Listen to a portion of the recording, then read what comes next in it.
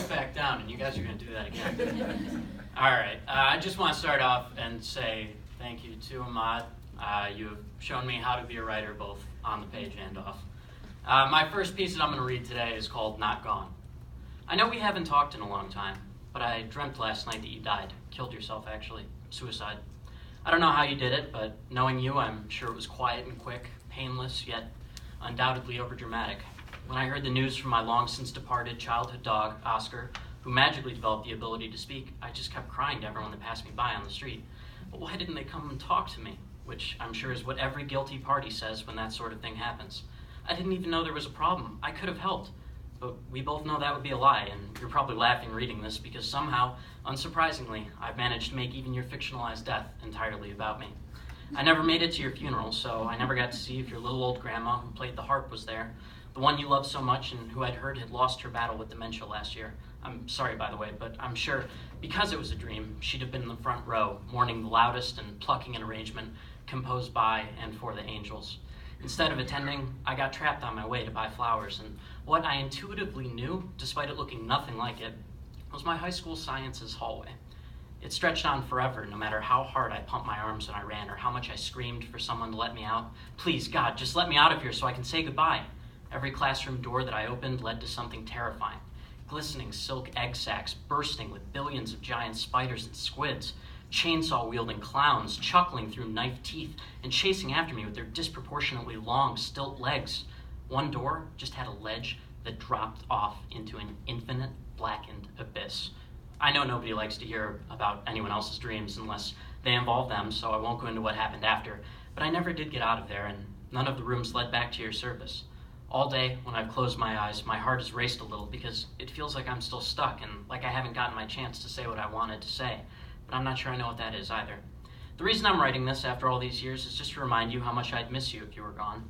Not gone like the way you are now, but gone in a way where I know I could never pick up the phone and hear your voice before you figured out who it was and hung up.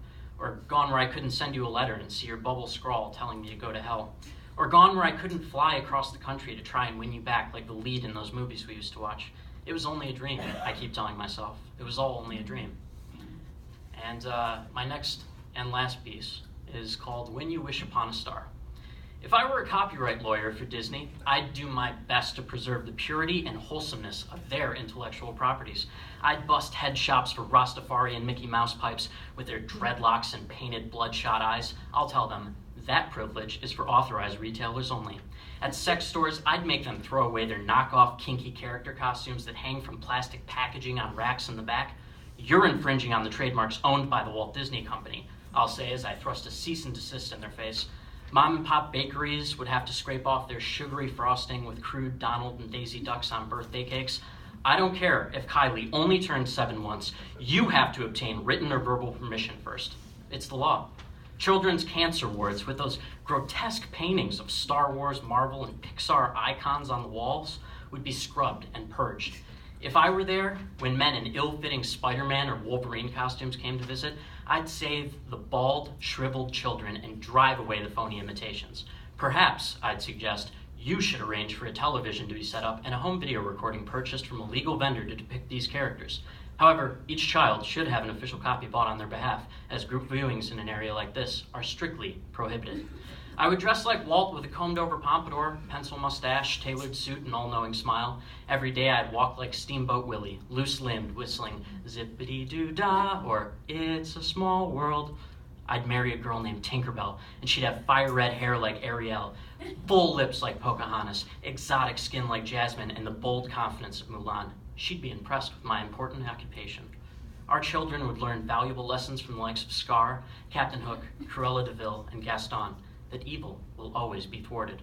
Our home would be modeled around Cinderella's castle. My Volkswagen Beetle, with the vanity license plate Mouseketeer, would be customized, so half would be red and the other half would be black, and I'd mount 2 circular ears on the hood.